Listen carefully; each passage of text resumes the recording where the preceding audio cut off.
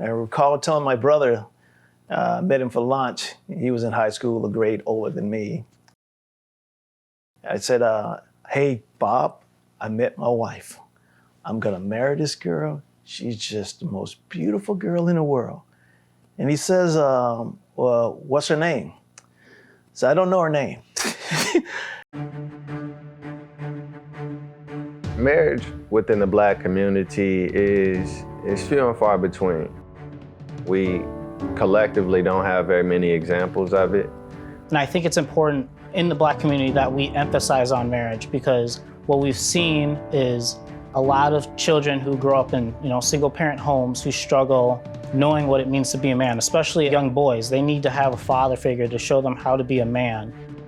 Growing up to a single mother of 4, I was the only and youngest boy. We really had no firm foundation as far as marriage goes. My strongest examples of marriage growing up was my great-grandfather, as well as my grandparents. Growing up, I grew up in a 2-parent household with a mom and dad, 2 people who really loved each other, made sacrifices for each other, and also made sacrifices for their children.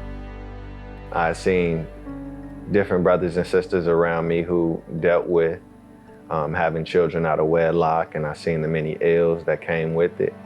And I just knew that I didn't want that a part of my life, and I didn't want to subject my children to some of the things that I had to face.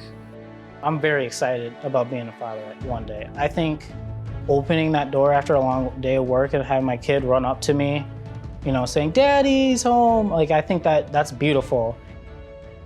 For me, it's like a new start to my last name. Although I gave my last name to a woman, it's kind of like the new beginning, to give my children a foundation that I did not have, to give them the balance of a mom and a dad.